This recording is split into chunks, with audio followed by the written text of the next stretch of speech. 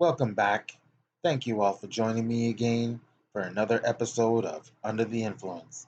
And tonight we will be watching part three of the BBC documentary series called The Century of the Self.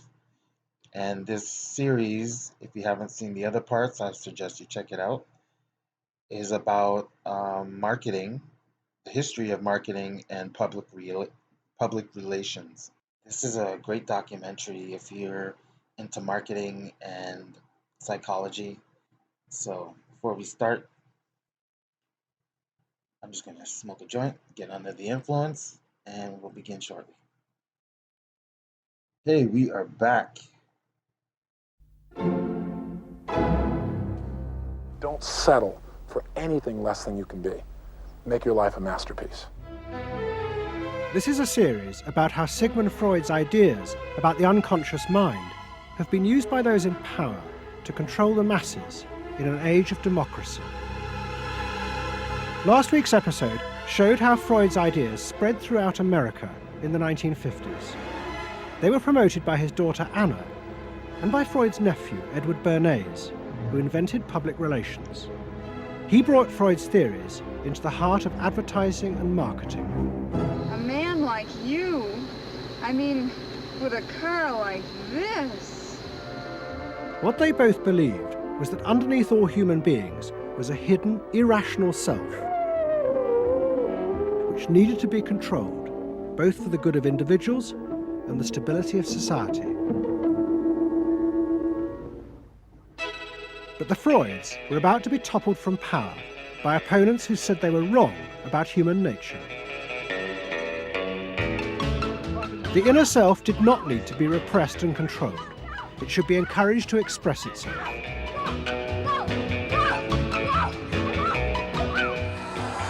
Out of this would come a new type of strong human being and a better society. I'm thinking the inner self is more like creative and It was the very opposite. artistic. Isolated, vulnerable, and above all greedy self. Far more open to manipulation by both business and politics than anything that had gone before. Those in power would now control the self, not by repressing it, but by feeding its infinite desires.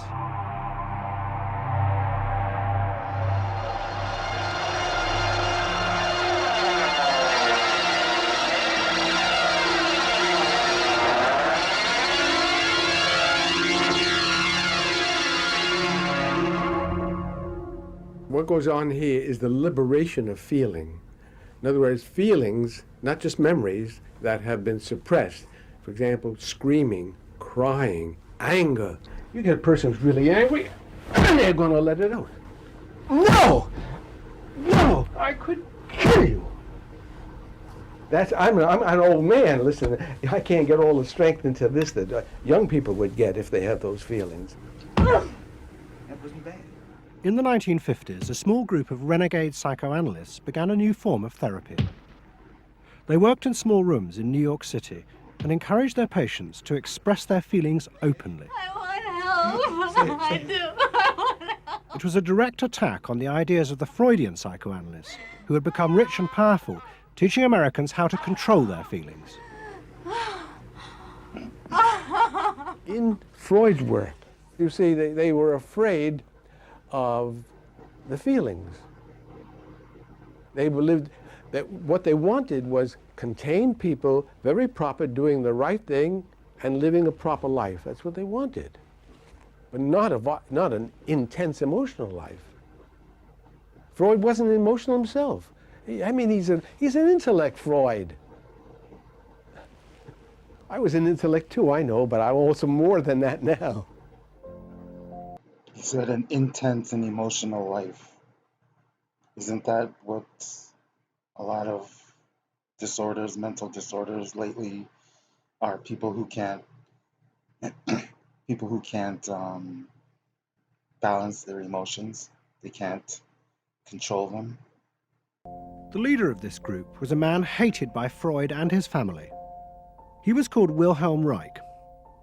Reich lived an isolated life in a house he had built for himself in remote mountains near the Canadian border. Reich originally had been a devoted disciple of Freud's in Vienna in the 1920s. But he had challenged Freud over the fundamental basis of psychoanalysis. Freud argued that at heart, human beings were still driven by primitive animal instincts. The job of society was to repress and control these dangerous forces.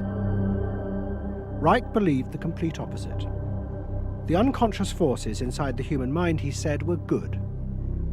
It was their repression by society that distorted them. That was what made people dangerous. Reich and Freud had two fundamentally differing views about what was essential human nature. At its core, Freud saw an uncontrolled, violent, warlike, raging inferno of emotions. Reich said these things are not the way human beings are originally destined to be. They're the result of not permitting the original impulse to express itself. The underlying natural impulse, Reich argued, was the libido, sexual energy. If this were released, then human beings would flourish. But this idea brought him into direct conflict not only with Sigmund Freud, but Freud's daughter Anna, who believed that the sexual forces in humans were dangerous if not controlled. My father thought that you should liberate the libido and have freedom. And he developed a theory rather early that neuroses were due to lack of good orgasm, or any orgasm. And that was, Anna Freud, you know, was a virgin. I mean, this is very important because she never had a sexual relation with a man. And here was this man preaching that the way to health was through orgasm. And here was this woman who had been analyzed by her father because she was masturbating. So here's this woman who's opposed to sexuality, really, and here's this man who's preaching sexual freedom. I mean, there was bound to be a clash, wasn't there? The conflict came to a head at a conference in 1934 in Switzerland. Anna Freud, who had by now become the acknowledged leader of the psychoanalytic movement, forced Wilhelm Reich out. She destroyed his career. She got rid of him, very definitely. And I guess part of what I'm doing is getting rid of her. Explain. Well, I think that Anna Freud shouldn't get away with what she did, that it should be known, maneuvering to get him kicked out of the International Psychoanalytic Association. So you're taking revenge? You might say so, right? Or wronging a right? No, righting a wrong. You better cut that one out. Isn't that called a Freudian slip? Yes, it is. Reich fled to the United States and built his home and a laboratory. His ideas became grandiose to the point of madness. He was convinced that he had discovered the source of libidinal energy. He called it orgone energy, and Reich built a giant gun, which he said could capture this energy from the atmosphere and concentrate it onto clouds to produce rain. He also said that the gun could be used to destroy UFOs, which threatened the future of the world. In 1956, Reich was arrested by the federal authorities for selling a device that he said used orgone energy to cure cancer. Reich was treated as a madman. He was imprisoned, and all his books and papers burnt on the order of the court. A year later, Reich died in prison. To the Freudians, it seemed as if their main threat had been removed forever. But they were wrong. What the Freudians didn't realize was that their influence in American society was also about to be challenged, and in a way that would lead not only to their decline, but to the dramatic resurgence of Reich's ideas in America and throughout the capitalist world.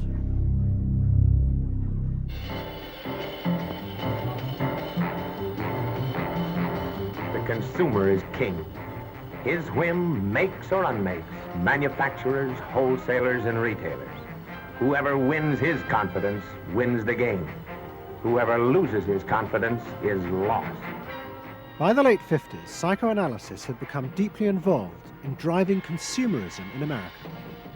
Most advertising companies employed psychoanalysts, and as last week's episode showed, they had created new ways to understand consumers' motives, above all with the focus group, in which consumers free associated their feelings about products.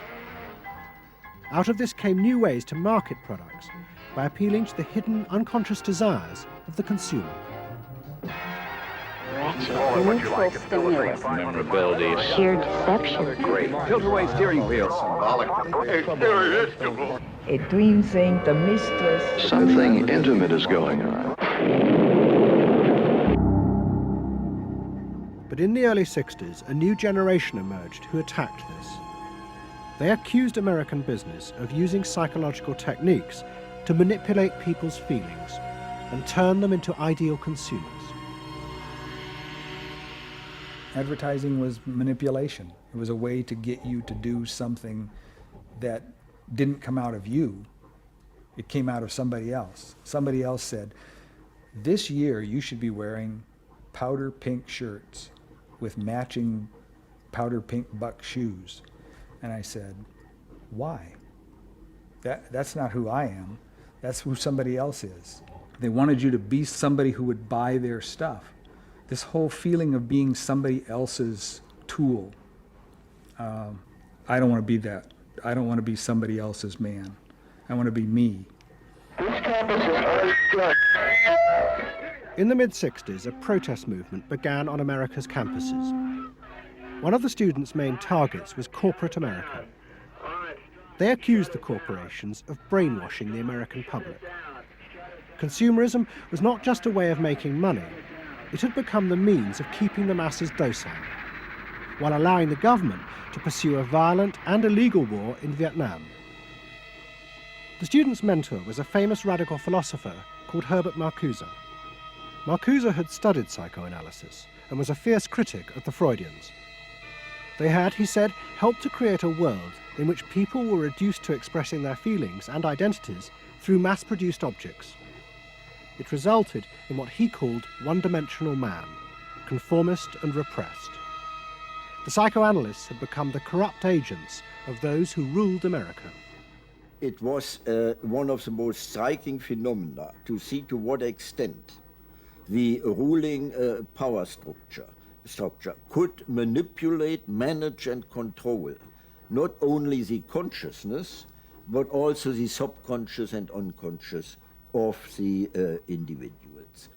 And this took place on a psychological basis by the controls and the manipulation of the unconscious primary drives which Freud stipulated. Think about it, dear American people out there. You hear him, huh? You're all brainwashed, kiddies. You're all brainwashed. That's why you're here. They're saying right now, kill the bum. Look, I look at you in the living room. You know, you're saying, kill me.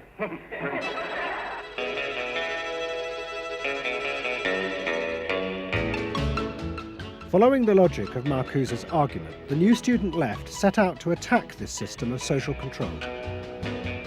It was summed up in the slogan, "There is a policeman inside all our heads. He must be destroyed." And that policeman was going to be destroyed by overthrowing the state and the corporations that had put him there.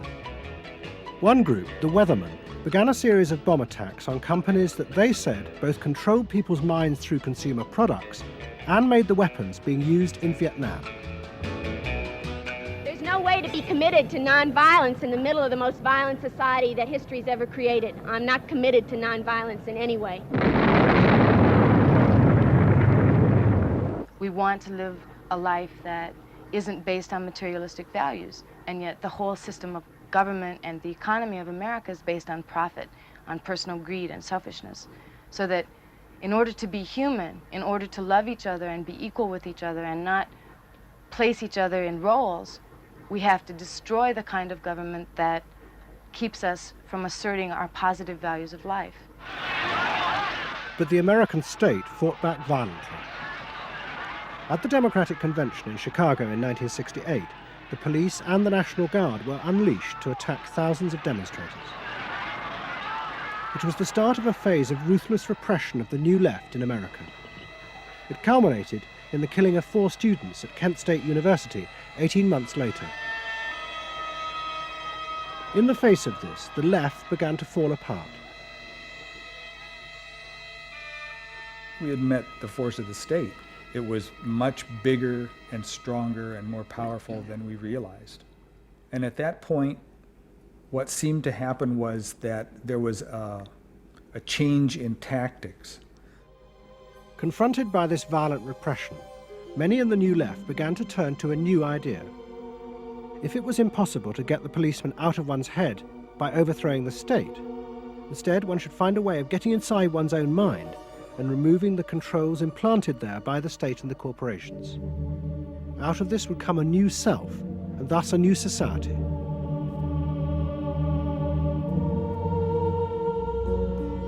People who had been politically active were persuaded that if they could change themselves and be healthy individuals, and if a movement grew up just aimed at people changing themselves, then at some point all that positive change going on, well, you could say quantity would become quality, and there would be a sort of a spontaneous transformation of society.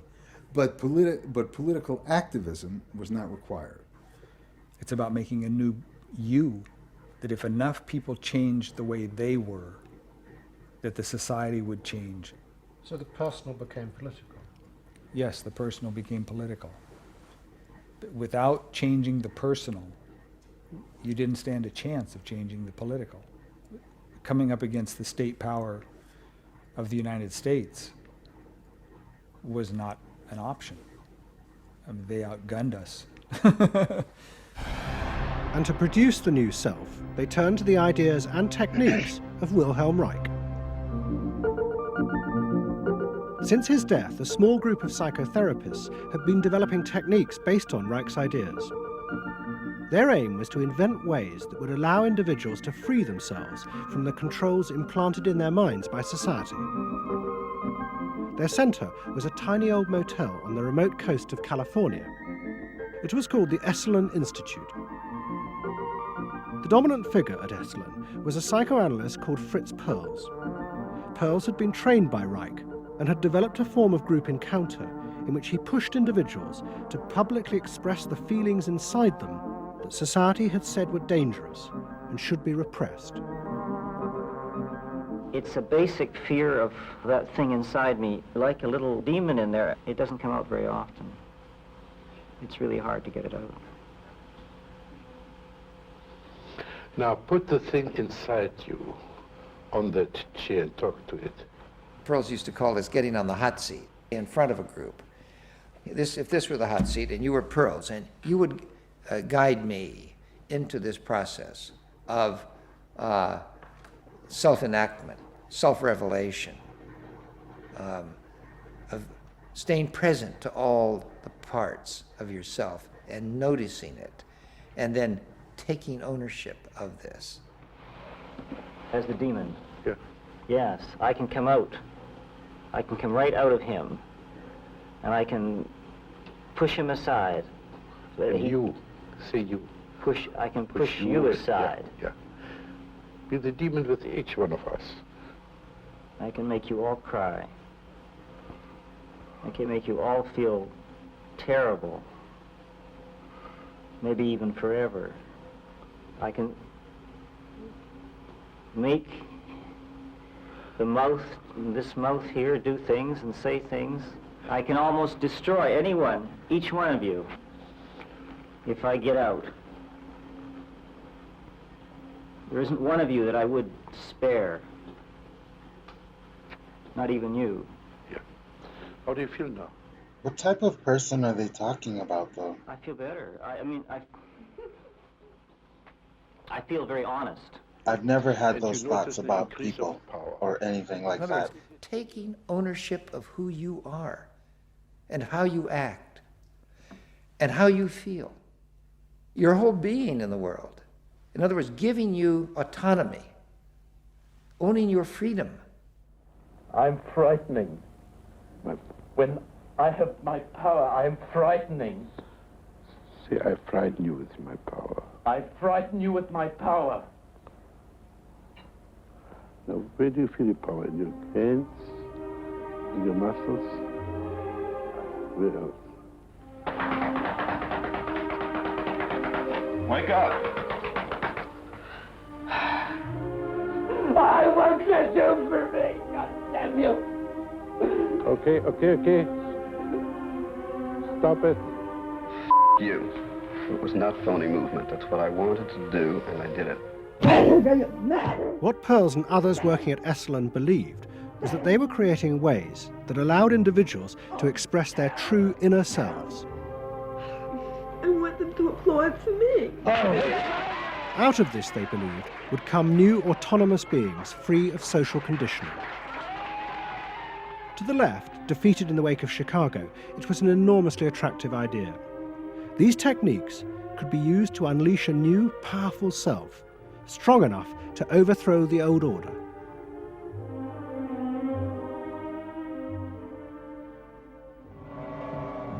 In the late 60s and early 70s, thousands flocked to Esalen. Only a few years before, it had been an obscure fringe institute. Now it became the centre of a national movement for personal transformation, the Human Potential Movement. So it became magnetic. People wanted to join this stream of exploration. Within 7 or 8 years, there were about 200 of these centers in America, looking mainly to Esalen for the leadership. I feel so liberated. Really? It's fantastic. And it took on a big political agenda. You could not separate personal transformation from social transformation. The two go together. As the movement grew, the leaders of Esalen decided to try and use their techniques to solve social problems. They began with racism. They organised an encounter group for white and black radicals. Both groups would be encouraged to express their inner racist feelings which had been instilled in them by society. By doing this, they would transcend those feelings and encounter each other as individuals. I started a series of encounters called Racial Confrontation as Transcendental Experience. We thought that we wanted to get that kind of black-white confrontation so you could really get down to see what was between the two races, not by backing off and trying to be polite, but by going right into the belly of the beast, of this beast of racial prejudice. And these were extremely dramatic. These were the toughest workshops ever convened at Esalen Institute. I'm looking at you, Whitey. You got clothes on. You got shoes on. You're so sure looking at me, huh? You got the goddamn police in the neighborhood. Really? They're not my police. You got a governor. You got a mayor.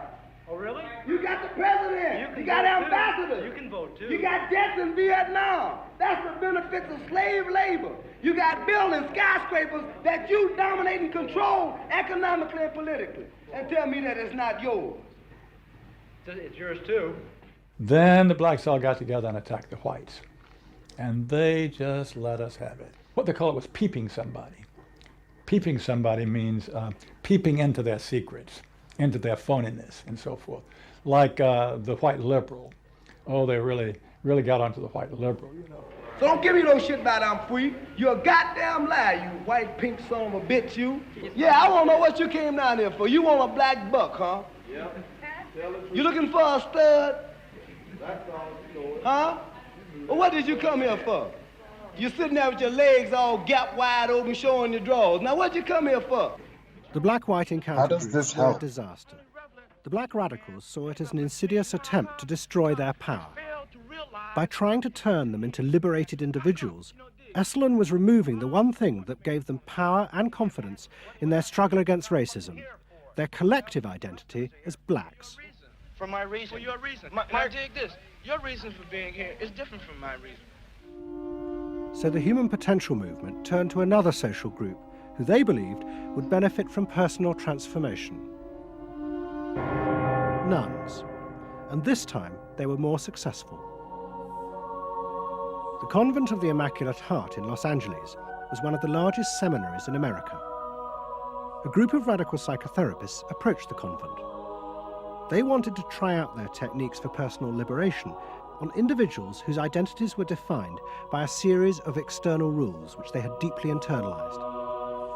The convent, anxious to appear modern, agreed to the experiment.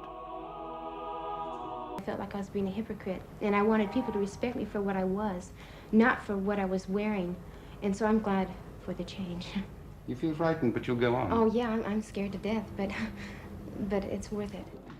The experiment began to transform the convent. The nuns voted to discard their habits in favor of ordinary clothes. But the psychotherapists found they had awoken other forces. Solid. One of the things we unleashed was sexual energy. The kind of thing that the church had been very good at restraining was no longer to be restrained. One sister who was a member of the community, she got the idea that she could be freer than she had been before, and she seduced one of her classmates and then seduced the mistress of novices, who was an older woman, very reserved, and her program of freeing this older woman was sexual. She drove her to the store, and when they drove back and drove into the garage, she leaned over and gave her a big kiss on the lips. And thereafter, sister, who had perhaps never been kissed before, was ready for more. The effect of the experiment on the convent was cataclysmic. Within a year, 300 nuns, more than half the convent, petitioned the Vatican to be released from their vows. And 6 months later, the convent closed its doors. All that was left was a small group of nuns, but they had become radical lesbian nuns. The rest gave up the religious life. They gave up being nuns? They did, yeah, they became persons. By the late 60s, the idea of self-exploration was spreading rapidly in America. Encounter groups became the center of what was seen as a radical alternative culture based on the development of the self, free of a corrupt capitalist culture. We just want the freedom to be ourselves, and that's for love, for experience, positive way of life. We don't say that you're wrong. We just want to be free to be what we want to be, or what we find ourselves to be, as we continue to search ourselves. And it was beginning to have a serious effect on corporate America, because these new selves were not behaving as predictable consumers.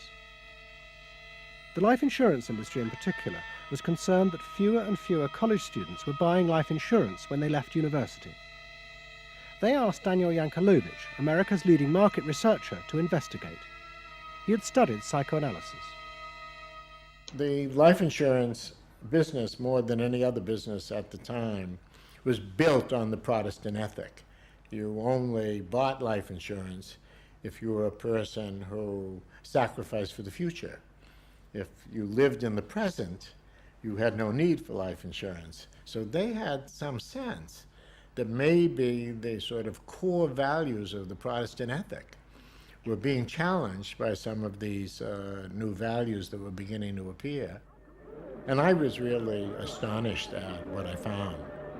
The conventional interpretation, the dominant interpretation, was that it had to do with political radicalism. But, you know, it was clear to us that that was a mask, a cover. The core of it had to do with self-expressiveness.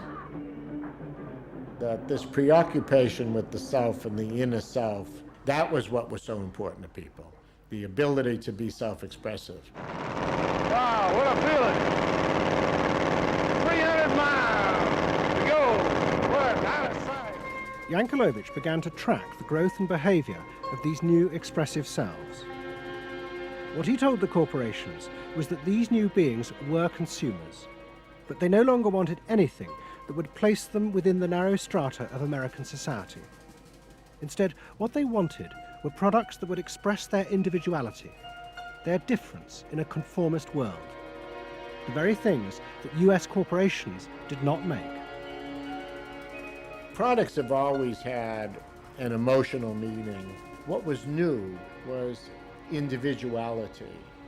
The idea that this product expresses me, and whether it was a small European car, the particular music system, Relaxation.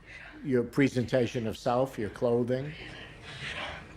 For immediate energy from our muscles and relaxation. These become ways in which people can spend their money in order to say to the world who they are. But the manufacturers, they had no idea of what was going on, really, with consumers and in the market at large. Major advertising companies set up what they called operating groups to try and work out how to appeal to these new individuals. The head of one agency sent a memo to all staff. We must conform, he told them, to the new nonconformists. We must listen to the music of Bobby Dylan and go to the theatre more. But the problem was, few of the self-expressive individuals would take part in focus groups. The advertisers were left to their own devices. There's a new cereal that tastes so right. Makes you dance, it's a way out of sight. It's tasty little squares of malted wheat. It's crispy and it's crunchy and it tastes so neat. Faster though. That's what I'm saying. Use a folk rock with more rock than folk. And there was an even more serious problem. To make products for people who wanted to express themselves would mean creating variety. But the systems of mass production that had been developed in America were only profitable if they made large numbers of the same objects. This had fitted perfectly with the limited range of desires of a conformist society. The expressive self threatened this whole system of manufacture. And the threat was about to grow rapidly. Go! Because an entrepreneur had invented a way of mass-producing this new independent self.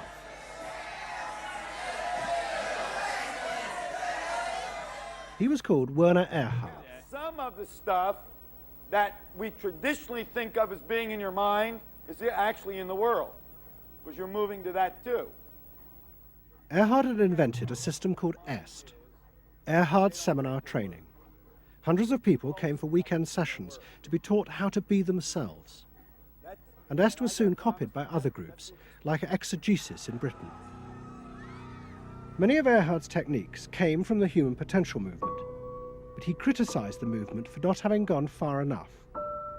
Their idea that there was a central core inside all human beings was, he said, just another limitation on human freedom.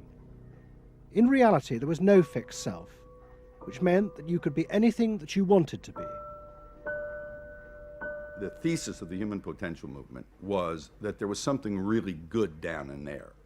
And if you took these layers off, what you were going to wind up with was a kernel, a something that was innately self-expressive, that was the true self, that was going to be a wonderful thing. In actuality, you found people who'd gone to the last layer and took off the last layer and found that what was left was nothing. All right, push! Move! Do it! The EST sessions were intense and often brutal. The participants signed contracts agreeing not to leave and to allow the trainers to do anything they thought necessary to break down their socially constructed identities. You're gonna get sandwiched in there. Go for a win! If I push harder than you do, I'm gonna squash you. So you better push fast. Now, hard, do it! That's it, do it again! Push! Good! Good! Good! A violent way of treatment. The real point to the EST training was to go down through layer after layer after layer after layer until you got to the last layer and peeled it off, where the recognition was that it's really all meaningless and empty.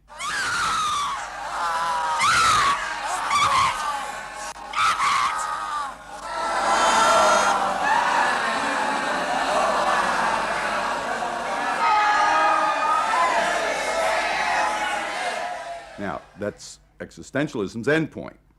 EST went a step further in that people began to recognize that it was not only meaningless and empty, but it was empty and meaningless that it was empty and meaningless. And in that, there's an enormous freedom. All the constrictions, all of the rules you've placed on yourself are gone. And what you're left with is nothing. And nothing is an extraordinarily powerful place to stand, because it is only from nothing that you can create. And from this nothing, people were able to invent a life, and allowing them to create themselves. invent themselves. You can be what you want to be. I want you to start to make that sound, and on that sound, create and people. I agree you can be what you want to be, but his tactics, I don't see how that's what creating Earhart did a better person. was to say That's that just me. only the individual matters, that there is no societal concern, that you living a fulfilled life is all you need be concerned about. Est people came out of those trainings feeling that it wasn't selfish to think about yourself, it was your highest duty. So kiss me and smile for me. Yeah, but you need community too. You can be yourself in a community. The training is 2 weekends, and it was quite an incredible experience in my life. I'll forever be grateful for the experience. I got a great deal out of it. We really want to know who we are. There are things going on. We learn more and more about ourselves all the time, and to really find out what it is that makes us tick and how we are discovering ourselves. Est became hugely successful. Singers, film stars, and hundreds of thousands of ordinary Americans underwent the training in the 1970s. But in the process, the political idea that had begun the movement for personal transformation began to disappear. The original vision had been that through discovering and expressing the self, a new culture would be born, one that would challenge the power of the state. We will not let them separate our culture from our politics. We are a people. We are all together. But what was now emerging was the idea that people could be happy simply within themselves, and that changing society was irrelevant. One of the proponents of this was Jerry Rubin. In 1968, Rubin... And that's why society is the way it is. But now he had undergone S training. I was willing to die, and I had a martyr complex in a sense. I think we all did. And I've given up that ideal of sacrifice. And I'm not as overwhelmingly moved by injustice as I was. And now we reincarnated ourselves from within. Basically, the politics were lost and totally replaced by this lifestyle. And then the desire to become deeper and deeper into the self. By now, that's so true. Like, most of us don't care about politics. Grandiose sense of the self. And my a good friend and one of the original Yippie founders, Jerry Rubin, definitely moved in that direction. And I think he was beginning to buy into the notion that he could be happy and fully self-developed on his own. Socialism in one person. Yes. Was he alone in that trajectory? Although that, of course, is capitalism. That's the whole joke. I think it's funny. I think it's funny because people spend so much of their life being bedeviled by their past and being locked into their past and being limited by their past. And there's an enormous freedom from that. Letting people create themselves. Est was only the most vivid and intense expression of an idea that was spreading rapidly through all strata of American society. Books and television programs promoted the idea that one's first duty was to be oneself. And those monitoring this shift were astonished at the speed with which the idea was spreading. In 1970, it was a small percentage of the total population, maybe 3 to 5%. By 1980, it had spread to the vast majority of the public, up to 80%. You asked the question, how do you get self-actualized? You take this day and you say, when I shave every morning, I look in that mirror, I say to myself, I really say this, I say, nobody is going to ruin this day for you, Wayne Dyer, nobody. That this preoccupation with the self and the inner self traveled and spread throughout the society in the 1970s. It helped me to stop living in the past and start building from today and using my experiences in a positive way to be a better person today and tomorrow. But then the problem comes, well, how do you be self-expressive? And it was at this point that American capitalism decided it was going to step in and help these new individuals to express themselves, and in the process make a lot of money. The first thing they were going to do was to find a way of getting inside their heads, to discover what these new beings wanted in order to be themselves. This came not from Madison Avenue, but from one of the most powerful scientific research institutes in America. Stanford Research Institute in California worked for corporations and government. It had done much of the early work on computers, and was also working for the Department of Defense on what would become the Star Wars project. In 1978, a group of economists and psychologists at SRI decided to find a way to read, measure, and fulfill the desires of these new, unpredictable consumers. The idea was to create a rigorous tool for measuring a whole range of desires, wishes, values that prior to that time had been kind of overlooked. They say in business, what gets measured gets done. A psychologist called Abraham Maslow. Through observing the work at places like Esalen, Maslow had invented a new system of psychological types. He called it the hierarchy of needs, and it described the different emotional stages that people went through as they liberated their feelings. At the top was self-actualization. This was the point at which individuals became completely self-directed and free of society. The team at SRI thought that Maslow's hierarchy might form the basis for a new way to categorize society, not by social class, but by different psychological desires and drives. To test this, they designed a huge questionnaire with hundreds of questions about how people saw themselves, their inner values. The questions were designed to see whether people fitted into Maslow's categories. We were trying to find out what people really felt like. So we asked these really penetrating questions, and we hired a company that administers surveys, to do them. They said they've never seen anything like it. Usually you have to send out a postcard 6 weeks and then another postcard, and then you got to call the people up, to get the return rates up. We had an 86% return, and they only sent out one postcard. People loved filling out this questionnaire. We got several questionnaires back with a note attached saying, do you have any other questionnaires I could fill out? Because we were asking people to think about things that they had never thought about before, and they liked thinking about them. Like what? Like what they felt inside? Yeah, like what they felt inside. What motivated them? What was their life about? What was important to them? It was sort of like, wow. The answers were then analysed by computer. It revealed that there were underlying patterns in the way people felt about themselves, which fitted Maslow's categories. And at the top of the hierarchy were a large and growing group which cut across all social classes. The SRI team called them the inner directeds.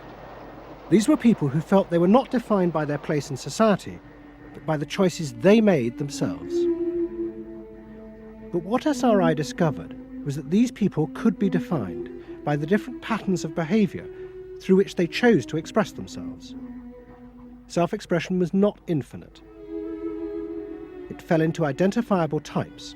And the SRI team invented a new term for it: lifestyles. They had managed to categorize the new individualism. They called their system Values and Lifestyles, VALS for short. At the forefront of this change are three new VALS groups we call inner directed. These are people for whom personal satisfaction is more important than status or money. They tend to be self-expressive, complex, and individualistic.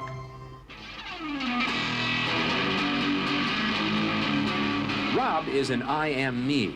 I am me's are searching for new values, breaking away from traditions and inventing their own standards. Rob even invented his own name, Rob Noxious. Jody is an experiential. This is a group seeking inner growth through direct experience. Experientials aren't in one place much. This is the try-anything-once crowd, and all that activity takes goods and services. Their hobbies are hands-on, and their possessions are simple, but not always simply priced. I'm a bookseller. I sell books. I'm a businessman. It doesn't necessarily mean that I believe in capitalism. It just happens to be what I'm doing now.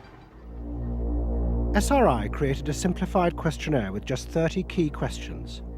Anyone who answered them could be immediately fitted into a dozen or so of these new groups. So it allowed people not just to look at people as demographics, group of age and income and whatever, but to really understand the underlying motivations. I mean, most of marketing was looking at people's actions and trying to figure out what to do.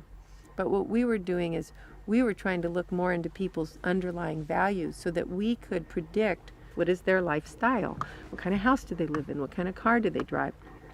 So the corporations were then able to sell things to them by understanding them, by having labels, by knowing what these people look like, where they live, what their lifestyles are. If a new product expressed a particular group's values, it would be bought by them. This is what made the values and lifestyle system so powerful, its ability to predict what new products self-actualizers would choose. And this power was about to be demonstrated dramatically. Vowels would show it could predict not just the products they would buy, but the politicians they were going to choose to elect. Ladies and gentlemen, the next president of the United States of America, Ronald Reagan!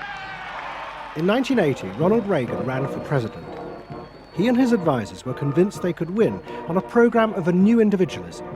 It would be an attack on 50 years of government interference in people's lives. I wrote a speech about let the people make the basic decisions, get judges out of the way, get bureaucrats out of the way, get centralized government out of the way. I gave Reagan a choice of several titles for the speech, and the one he picked was let the people rule. Let the people regain rule, regain control over their own destiny away from a remote elite in Washington. I would like to take the lead in taking government off the backs of the American people and turning you loose to do what I know you can do. It was radical. Moderate Republicans thought it was suicide. Jimmy Carter called it ridiculous. The press was extremely negative. But the odd thing is that it polled very well in New Hampshire, which was the first primary state, the state that we had to win. What was odd was that there seemed to be a strange mosaic of support for Reagan's policies. The traditional pollsters could see no coherent pattern across class, age, or gender. But those who had designed the values Tell of them what they lifestyle want to systems hear. believed that they knew why. They were testing their system in both America and Britain. And they were convinced that both Reagan's and Mrs. Thatcher's message about individual freedom would appeal to the group at the top of their hierarchy, the inner directeds, because it fitted with the way they saw themselves. They were really concerned about being individuals, being individualistic. And so in the early stages, when we were looking at the messages that both Thatcher and then Reagan were putting across, we said they are using words that will really appeal to a lot of the younger people, and particularly to the people who are moving towards self-actualization. We call them the inner-directed people. A lot of our colleagues said, that's absolutely ridiculous, because inner-directeds are very socially aware, very socially concerned. They'll never vote Conservative, or they'll never vote for the Republicans. But we said, if Thatcher and Reagan continue to appeal to them in this way, they really will. And I vision leadership in taking government off your backs and turning you loose to do what you can do so well. Thank you very much. The idea that the new self-actualizing individuals would choose a politician from the right, not the left, seemed extraordinary. But to test their prediction, the Values and Lifestyles team did a survey of voting intentions, and they correlated it with their new psychological categories. When we said in our surveys, who are you going to vote for? Sure enough, it was the inner-directeds who said that they would vote for Thatcher and for Reagan. And they made the difference in those elections because of their voting for Thatcher and Reagan. And it really surprised our colleagues, even within my own organisation. It really showed the power of this approach, because it's very difficult to identify inner directeds on the street. These people who voted for Thatcher and Reagan, these inner directeds, came from any walk of life. It's really hardly correlated with social class at all. I mean, if you just go along and look at age, sex, social class, you would never pick them up. But if you really go along with a questionnaire that gets at their values, then you can identify them very easily. And that was new? And that was completely new, yeah. Manipulate their values. At the beginning of 1981, Ronald Reagan was inaugurated as president. But he took charge of a country that was facing economic disaster. The terrible inflation of the 1970s had destroyed much of America's traditional heavy industries, and millions were unemployed. But true to his campaign promises, Reagan told the country he would not step in to help, as all previous governments had since the war.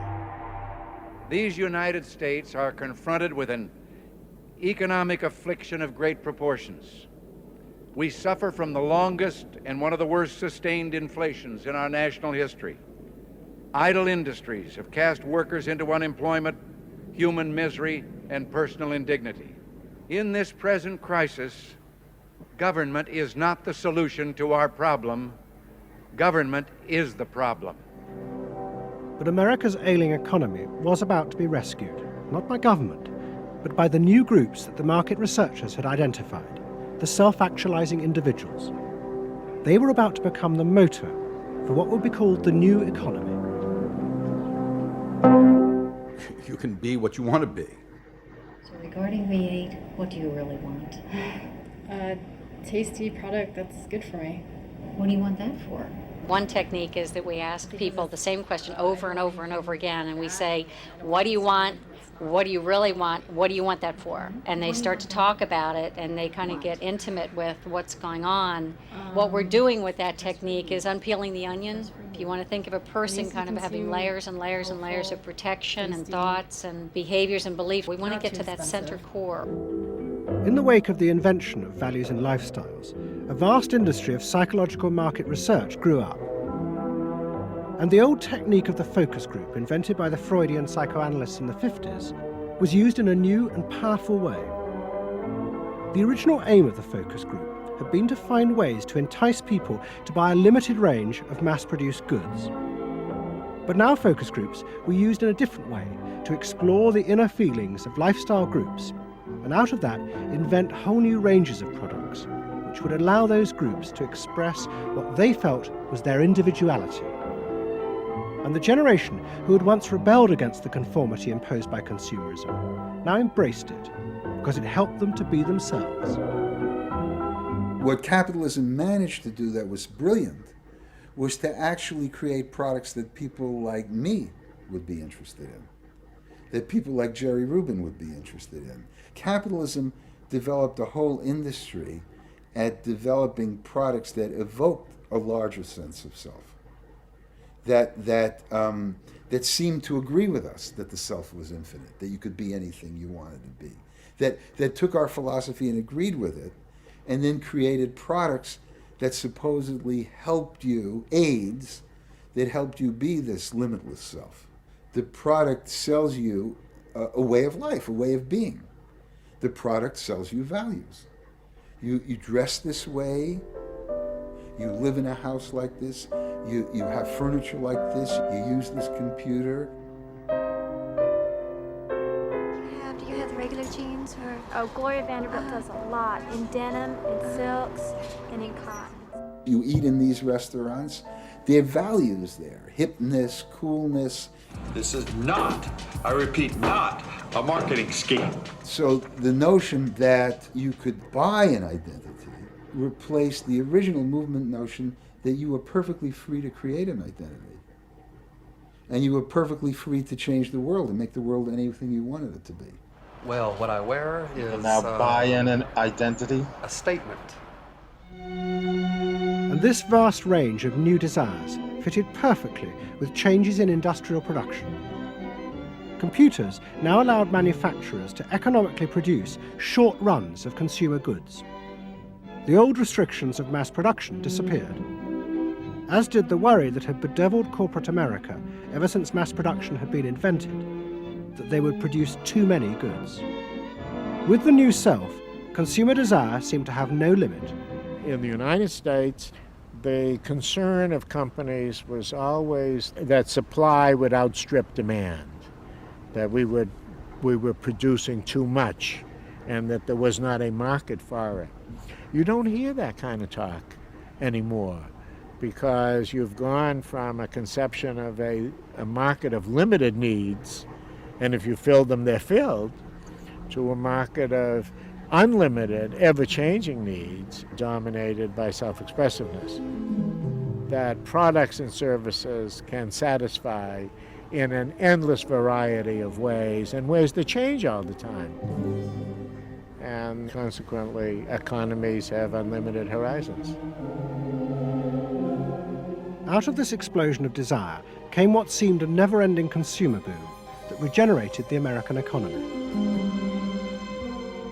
The original idea had been that the liberation of the self would create new kinds of people, free of social constraint. That radical change had happened. But while the new beings felt liberated, they had become increasingly dependent for their identity on business. The corporations had realized that it was in their interests to encourage people to feel that they were unique individuals and then offer them ways to express that individuality. A world in which people felt they were rebelling against conformity was not a threat to business, but its greatest opportunity.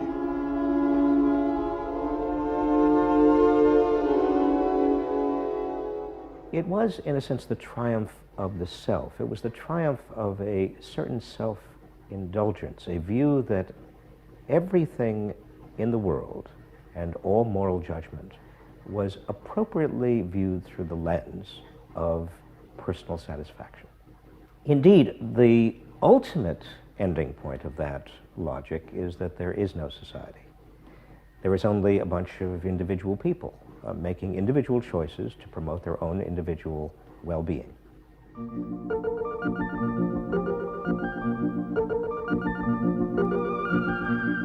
Next week's episode tells the story of how politicians on the left, in both Britain and America, turned to the techniques developed by business in order to regain power. But what they didn't realize is that what had worked for business would undermine the very basis of their political beliefs. They would find themselves trapped by the greedy desires of the new self.